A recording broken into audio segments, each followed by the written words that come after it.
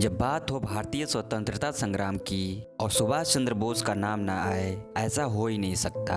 उनकी वीरता, संकल्प और समर्पण ने देश को एक नई दिशा दी। इनकी कहानी एक ऐसे व्यक्तित्व की है जिन्होंने संघर्ष को अपनी जिंदगी का हिस्सा बनाया और देश को स्वतंत्रता की राह पर ले जाने के लिए हर मुश्किलों का सामना किया। उनके द्वारा दिया गया यह क्रांतिकारी नारा, तुम मुझे खून दो मैं तुम्हें आज़ादी दूंगा, ने भारतीय स्वतंत्रता संग्राम को काफ़ी प्रभावित किया। वे कमाल के वक्ता और एक महान लीडर थे जिसकी वजह से लोग उनकी ओर अपने आप खींचे चले आते थे। उनमें देशभक्ति की भावना इतनी प्रबल थी कि देश को स्वतंत्र कराने के लिए उन्होंने खुद को न्यौछावर कर दिया। दोस्तों, आज हम इस वीडियो में बोस जी के जीवन को करीब से जानने की कोशिश करेंगे और यह भी जानेंगे कि कैसे उन्होंने भारत को आज़ाद कराने में एक अहम भूमिका निभाई। तो चलिए इस महान व्यक्तित्व की अनसुनी कहानी को शुरू करते हैं। दोस्तों, इस कहानी की शुरुआत 23 जनवरी 1897 को कटक उड़ीसा से होती है, जब बोस जी का जन्म हुआ। इनके पिता का नाम जानकी नाथ बोस था, जो पेशे से एक वकील थे, और माता का नाम प्रभावती बोस था। बोस बचपन से ही एक मेधावी छात्र थे और स्कूल में हमेशा टॉप करते थे, जिसकी वजह से वे हमेशा अपने टीचर्स के फेवरेट बने रहे। शुरुआती पढ़ाई कंप्लीट होने के बाद इनका दाखिला कलकत्ता के प्रेसिडेंसी कॉलेज में करा दिया गया, परंतु उनकी उग्र गतिविधियों के कारण उन्हें वहां से निकाल दिया गया। चलिए आपको इस घटना के पीछे की स्टोरी सुनाता हूँ। उस समय EF ओटेन कलकत्ता के प्रेसिडेंसी कॉलेज में इतिहास के प्रोफेसर हुआ करते थे, लेकिन उनका भारतीय छात्रों के साथ व्यवहार अपमानजनक रहता था। वह भारतीय छात्रों को नीचा दिखाने का एक भी मौका नहीं छोड़ते थे, जिससे भारतीय छात्र मानसिक रूप से आहत हो गए और उन्होंने इसका विरोध भी किया, लेकिन इसका कोई सकारात्मक परिणाम नहीं निकला। इसीलिए छात्रों ने तंग आकर प्रोफेसर ओटेन को सबक सिखाने का फैसला किया, और एक दिन जैसे ही प्रोफेसर ओटेन कक्षा समाप्त करके बाहर निकले, उसी दौरान छात्रों के एक ग्रुप ने अचानक से उन पर हमला कर दिया।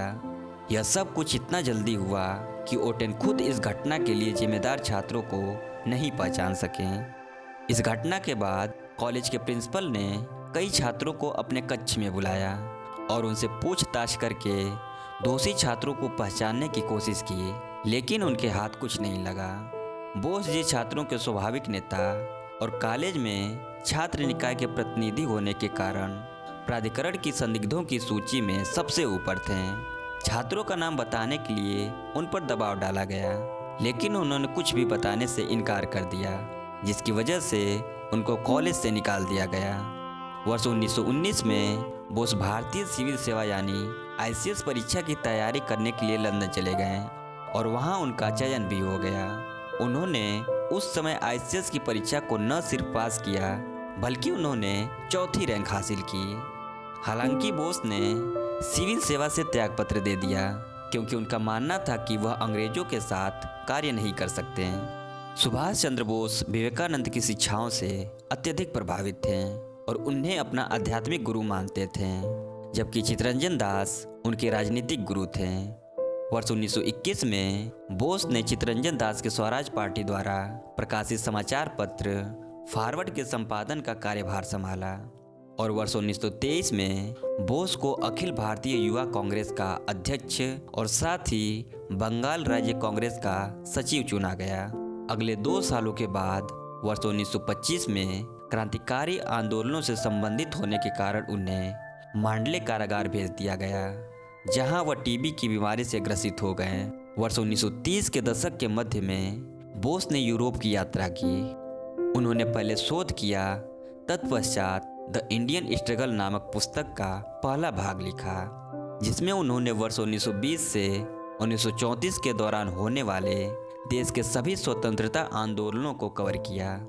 बोस ने वर्ष 1938 हरिपुरा अधिवेशन में भारतीय राष्ट्रीय कांग्रेस का अध्यक्ष निर्वाचित होने के बाद राष्ट्रीय योजना आयोग का गठन किया। यह नीति गांधीवादी विचारों के अनुकूल नहीं थी और इसके अगले साल वर्ष 1939 में त्रिपुरी अधिवेशन में बोस फिर से अध्यक्ष चुने गए, लेकिन जल्द ही उन्होंने अध्यक्ष के पद से त्याग पत्र दे दिया और कांग्रेस के भीतर एक गुट ऑल इंडिया फॉरवर्ड ब्लॉक का गठन किया, जिसका उद्देश्य राजनीतिक वाम को मजबूत करना था।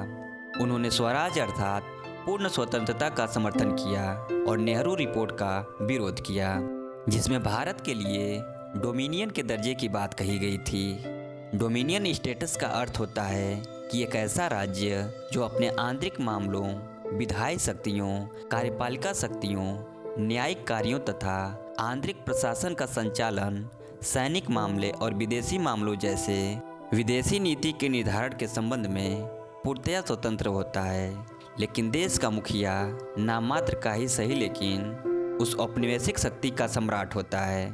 जब सेकेंड वर्ल्ड वार शुरू हुआ तो उन्हें सविनय अवज्ञा में भाग लेने की वजह से कैद कर लिया गया और सीआईडी की देखरेख में उन्हें उनके घर में ही नज़रबंद कर दिया गया और बंगाल की सरकार ने न सिर्फ उनके 38/2 एल्गिन रोड के घर के बाहर सादे कपड़ों में पुलिस का कठोर पहरा बैठा दिया था, बल्कि ये पता करने के लिए भी अपने कुछ जासूस छोड़ रखे थे कि घर के अंदर क्या हो रहा है। लेकिन बोस जी कहाँ रुकने वाले थे।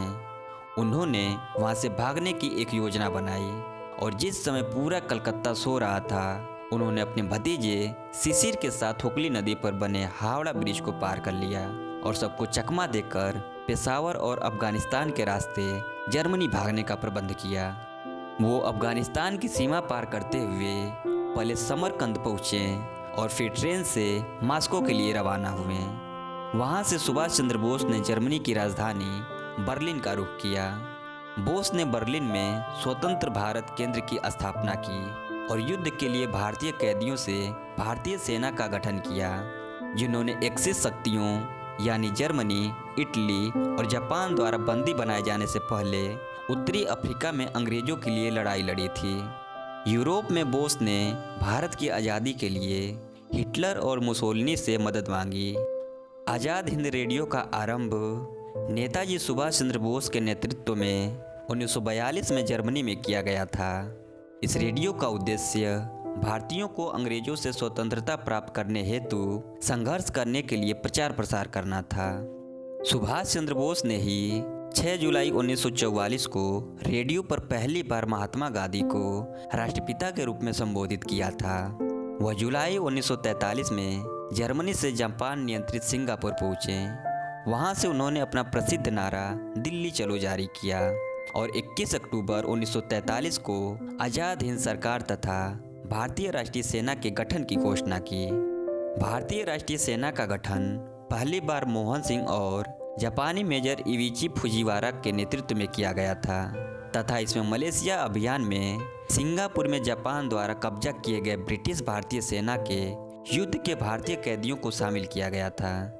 भारतीय राष्ट्रीय सेना में सिंगापुर के जेल में बंद भारतीय कैदी और दक्षिण पूर्व एशिया के भारतीय नागरिक दोनों को शामिल किया, जिसकी वजह से इसकी सैन्य संख्या बढ़कर 50,000 हो गई।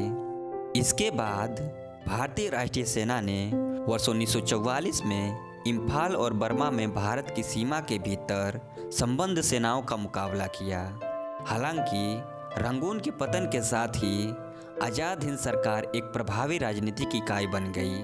नवंबर 1945 में ब्रिटिश सरकार द्वारा भारतीय राष्ट्रीय सेना के लोगों पर मुकदमा चलाए जाने के तुरंत बाद पूरे देश में बड़े पैमाने पर प्रदर्शन हुए और इसका प्रभाव यह हुआ कि वर्ष 1945-46 के दौरान ब्रिटिश भारतीय सेना में असंतोष की लहर पैदा हो गई, जिसका परिणाम फरवरी 1946 में बॉम्बे के नौसैनिक विद्रोह के रूप में देखा गया, जिसने ब्रिटिश सरकार को जल्द से जल्द भारत छोड़ने के लिए मजबूर कर दिया।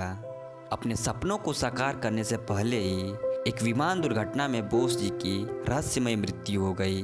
उनका कहना था कि निजी जीवन से देश बड़ा होता है, जब हम मिटते हैं तब देश खड़ा होता है।